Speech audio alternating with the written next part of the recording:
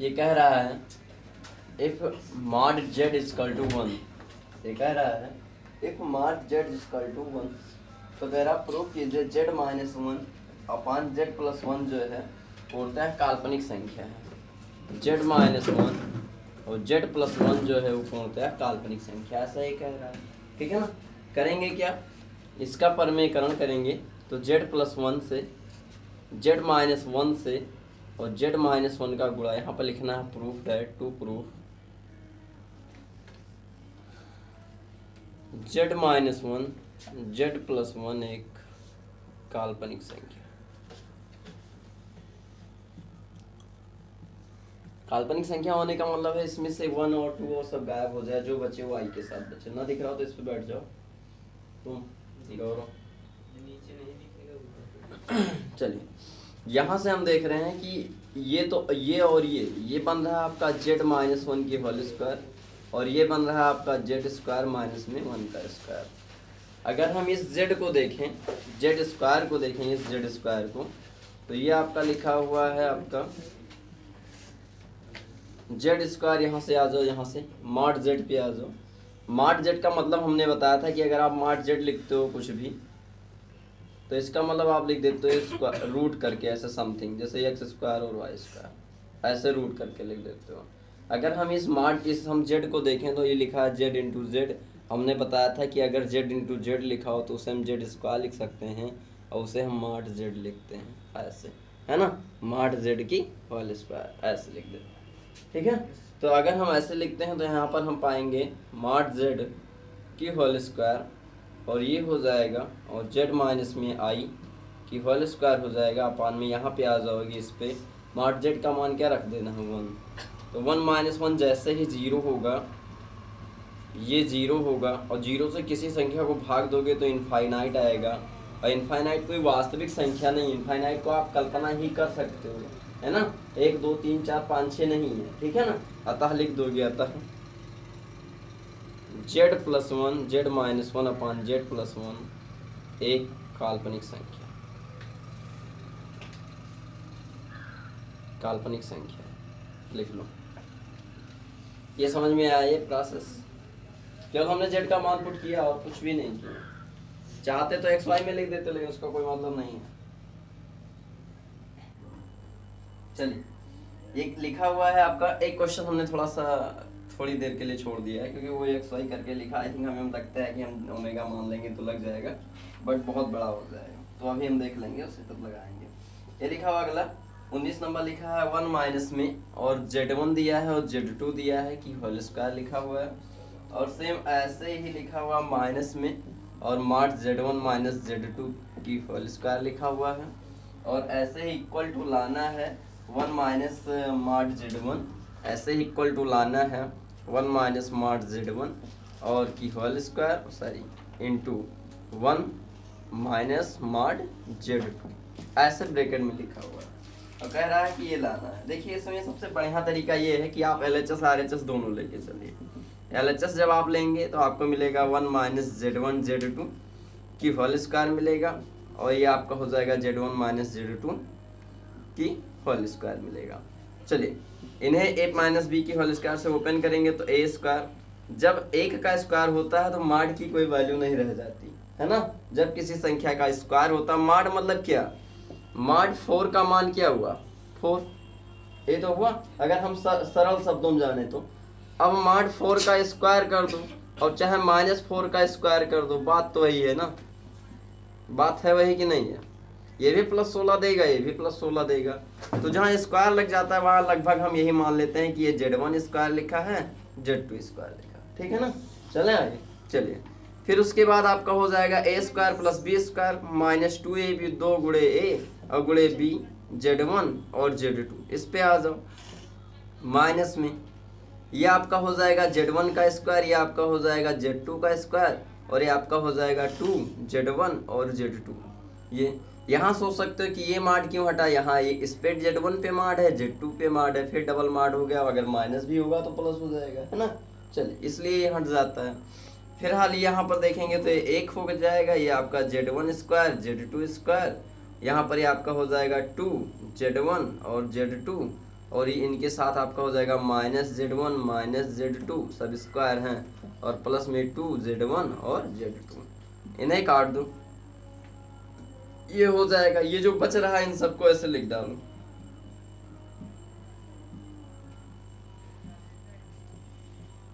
इन्हें ऐसे छोड़ दो, इतना लिख के RHS पे चलते हैं, इतना लिख लो।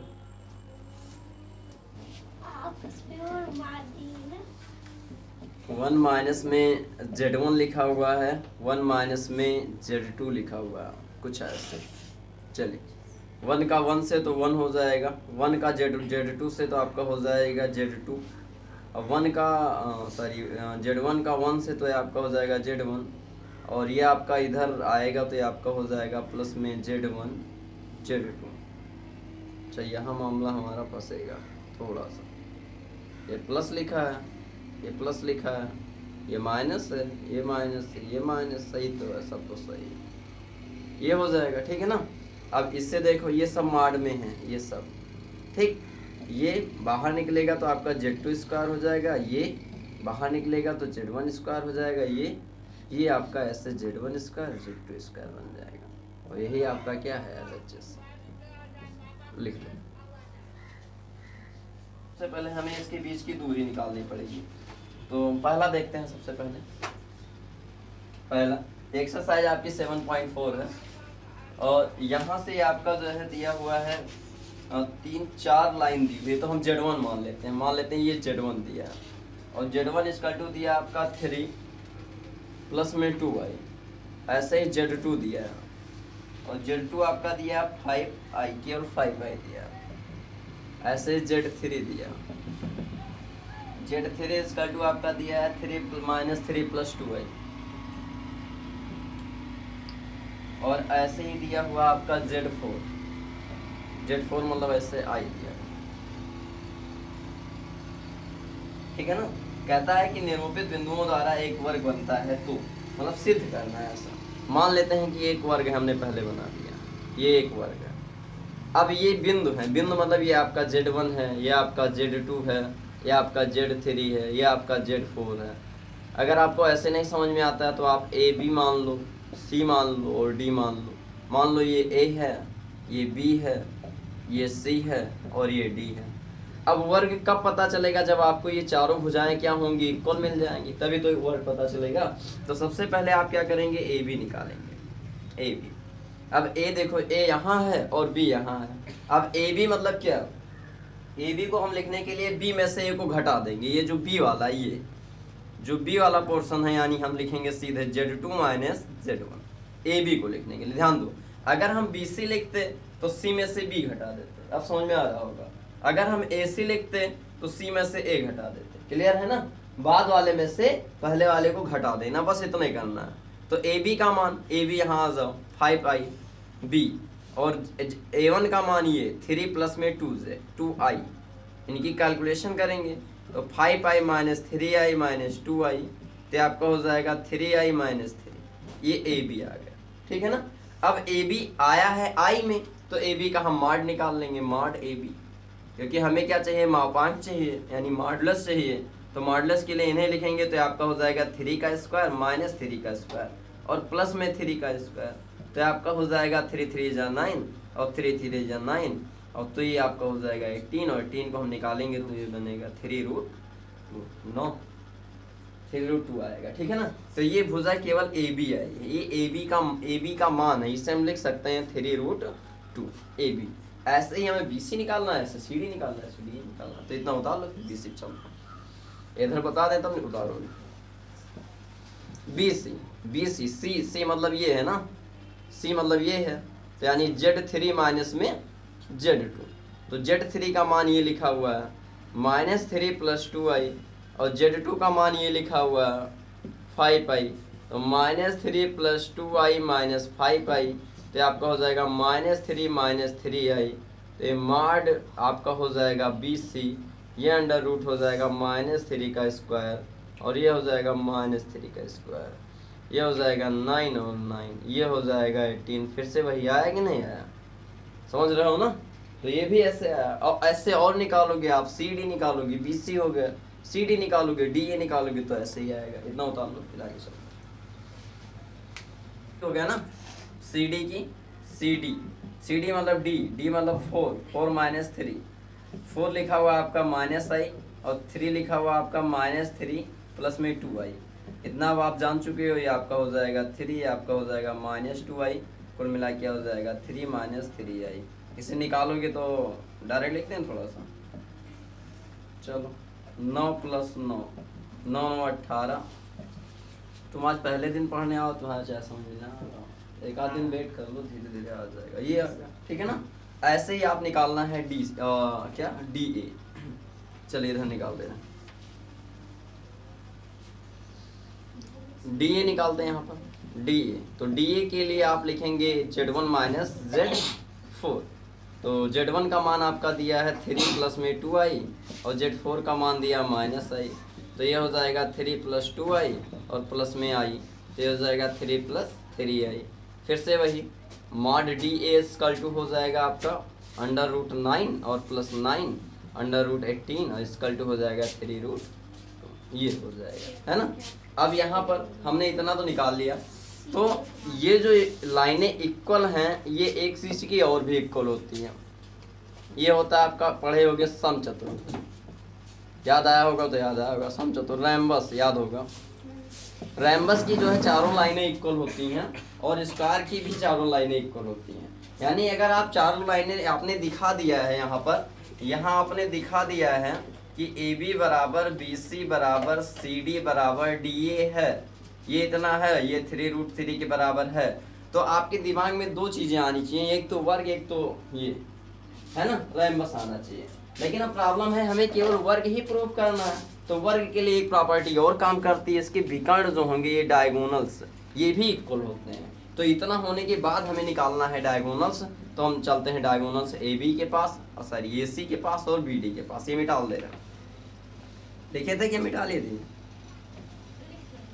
चलिए ठीक है, लिख लेना जो नहीं लिखे, है ना। चलिए आगे ए सी देखते हैं। ए सी, ए सी ये ए है और ये सी है। ए सी मतलब Z3 माइनस Z1, Z3 ये लिखा हुआ है, माइनस 3 प्लस 2 आई और Z1, Z1 मतलब ये ऊपर लिखा हुआ है 3 प्लस 2 आई, 3 प्लस 2 आई ऐसे। तो हो जाएगा माइनस 3 प्लस 2 आई माइनस 3 माइनस 2 आई, ये तो हो जाएगा।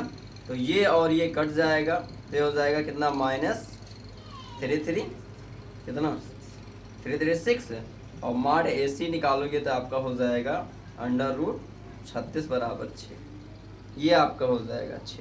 अब ऐसे ही सेम बी डी निकालना है, तो बी डी निकालो, ये भी लिख लोगे, बी डी निकालना है यहाँ पर।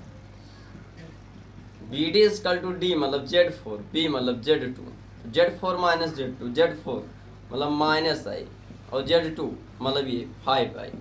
घटा दोगे तो जोड़ दोगे तो हो जाएगा 6 आई, है ना। माइनस में माड निकालोगे तो माड में आपका हो जाएगा -6 का होल स्क्वायर बराबर में 36, बाहर निकालोगे तो क्या बनेगा, 6 बनेगा। अब देख रहे हो यहाँ पर, यहाँ ए बी बराबर बी सी बराबर सी डी और ए सी बराबर क्या लिखा हुआ है, बी डी, है ना। और ये बराबर है क्या, 6 के। तो लिख देंगे अतः दिया गया, दी गई कि दिया गया, दी गई आकृति, दिए गए बिंदु, अतः दिए गए बिंदु वर्ग बनाते हैं, है ना। लिख लो, इंग्लिश यानी कॉम्प्लेक्स नंबर दिए हुए हैं। Z1 इक्वल टू 3 प्लस में 4 आई और Z2 इक्वल टू दिया है 8 माइनस में 6 आई, 8 माइनस 6 आई। और ये कह रहे हैं कि लिखा हुआ 13 प्लस में 9 है, Z3 13 प्लस में माइनस में 9 है, प्लस में दिया, प्लस में 9 है। ये कहता है कि प्रूफ करना है कि ये राइट एंगल ट्रायंगल है। तो हम राइट एंगल ट्रायंगल जानते हैं कि हम ऐसे बनाएंगे, है ना। तो ये आपका अगर हम ए बी सी मान लें, ए बी सी मान लें, या हम इसे Z1 कह देंगे, Z2 कह देंगे, Z3 कह देंगे, ऐसे भी हम बोल सकते हैं, कोई दिक्कत नहीं है। हमें ये कह रहा है कि टू प्रूफ असमकोण ट्रायंगल्स, इसमें राइट एंगल ट्रायंगल दिखाना है। राइट एंगल के लिए प्रोसेस क्या होना चाहिए? सबसे पहले तो पाइथागोरस थ्योरम होना चाहिए, पाइथागोरस थ्योरम होना चाहिए। और पाइथागोरस थ्योरम आपका कहता है कि जो बड़ी साइड होती है ये हाइपोथेनस, इसका जो स्क्वायर होता है वो छोटी दो साइड का, यानी ये एल्टीट्यूड और ये बेस, यानी BC का स्क्वायर और AB के स्क्वायर के बराबर होता है। तो BC का स्क्वायर मतलब हिंदी जान लो, ये लंब है, ये आधार है और ये कर्ण है। तो कर्ण का स्क्वायर बराबर आधार का स्क्वायर लंब का स्क्वायर अगर आ जाए तो हम कह देंगे कि ये राइट एंगल है। समझ में आया? तो इसके लिए सबसे पहले हमें क्या जरूरत है? AB BC और CA की, यही तो ना। तो सबसे पहले हम लिखते हैं AB मतलब क्या हमने बताया था। अच्छा एक डायरेक्ट भी लिख सकते हो आप, डायरेक्ट यहाँ मार्ड लगा दो। AB मतलब Z2 माइनस Z1। तो Z2 क्या है? ये 8 माइनस 6i और Z1 क्या है? ये 3 प्लस 4i। यहाँ पर हम अक्सर गलतियाँ करते हैं, ऐसे डायरेक्ट लिख देते हैं, ये प्लस ही लिखा रहता है, जबकि ये चेंज होगा। माइनस आने के बाद सभी साइन चेंज होते हैं। तो 3 माइनस में 4i हो जाएगा। ये आपका घटेगा तो ये 5 बचेगा, ये जुड़ेगा तो आपका 10 हो जाएगा।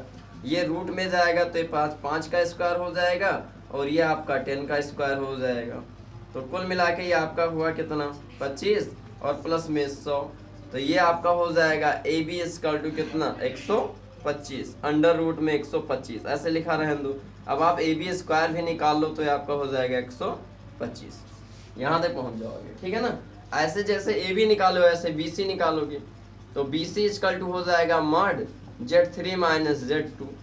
तो Z3 मतलब ये 13 प्लस में 9i और Z2 मतलब ये 8 माइनस में 6i, घटा दो तो ये 13 और प्लस में 9i और माइनस में 8 और प्लस में आपका 6i, ये हो जाएगा। इधर आ जाओ, ये आपका हो जाएगा BC इक्वल टू, ये 13 में से 8 गया तो शायद कितना बचेगा? 5, और ये 9 में और 6 जुड़ा तो कितना हो जाएगा? 15, ये हो जाएगा। अंडर रूट लगा दो तो ये 5 का स्क्वायर और 15 का स्क्वायर, तो ये आपका हो जाएगा 25 और ये आपका हो जाएगा 2 2 5। 25 पे 5 जोड़ोगे तो कितना आएगा?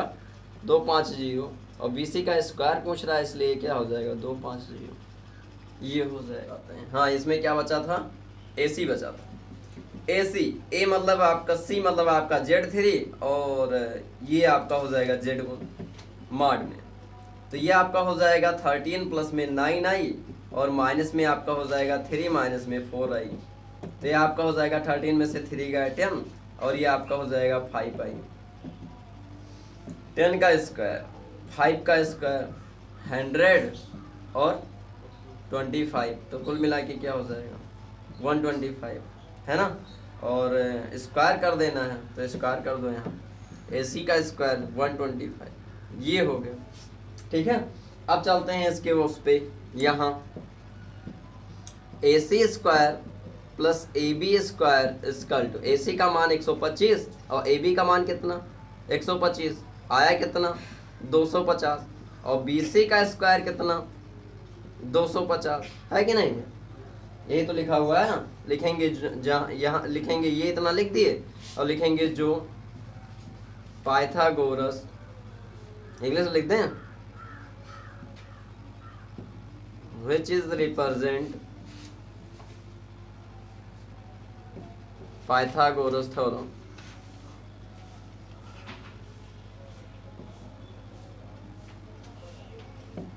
Thus, the given figure, given vertex is represent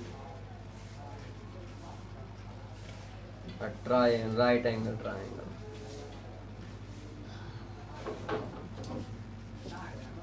लिख